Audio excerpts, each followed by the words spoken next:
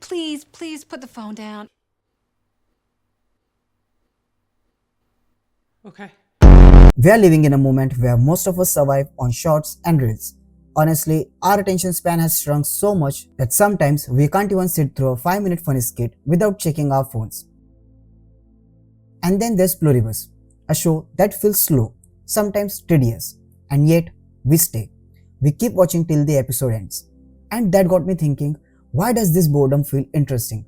If you haven't watched Pluribus yet, it's the latest show from Vince Gilligan. It drops us into this strange world where aliens have taken over Earth and infected humans with an unknown virus. One that turns the entire human species into them.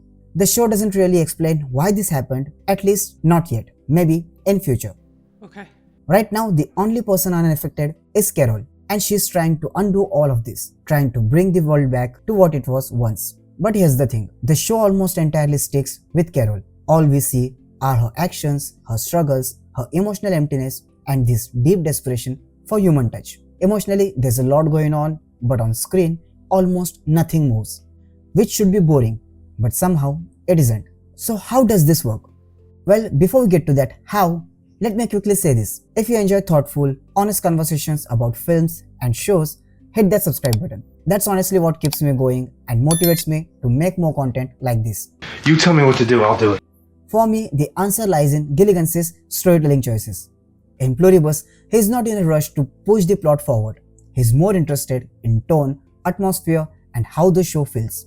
Sometimes he does very little, sometimes almost nothing. And that space, that silence gives us room to think, to imagine, to start asking what's going to happen next. We begin creating our own tension, waiting for the payoff.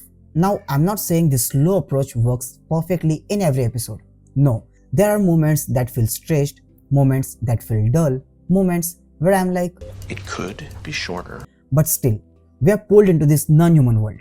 And maybe that's because we are slowly becoming non-human ourselves.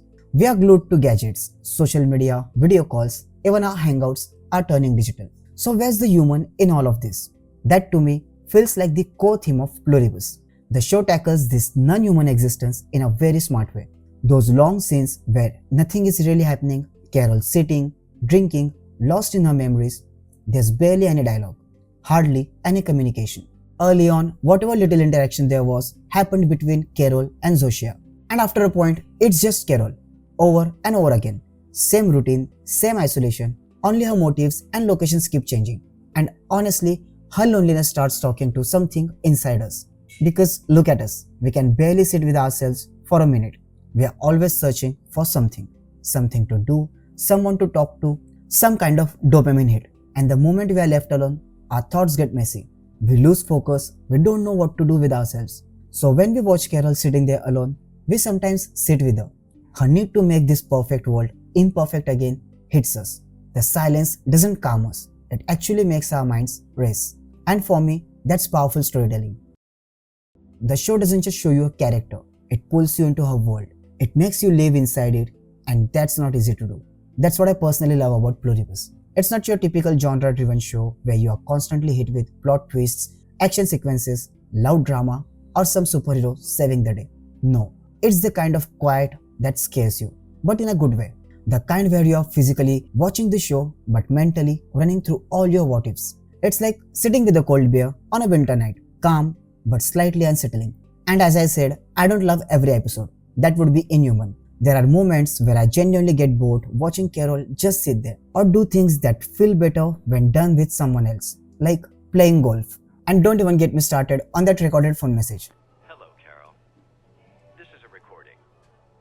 At the tone, you can leave a message to request anything you might need. We'll do our best to provide it. Our feelings for you haven't changed, Carol. But after everything that's happened, we just need a little space. Every time Carol dials the phone and that message plays, it gets on my nerves. I honestly don't know how she tolerates it. Me, I couldn't. But still, I stayed. Because to be honest, Pluribus teaches us something most shows don't. It tells us that loneliness doesn't always mean boredom. Sometimes it's space. Space to reflect, space to think creatively, space to enjoy our own company. And honestly, if we can't enjoy our own company, then maybe we are in a wrong company altogether. In this chaotic world, Pluribus proves that slow, silent burning stories can still hook you in a strangely good way. If you can make boredom feel meaningful, loneliness feel creative, and still get people thinking, you have told a great story. And Pluribus proves that. And remember, it's not about being alone, it's about being ourselves. Until next time, stay happy and curious. Okay.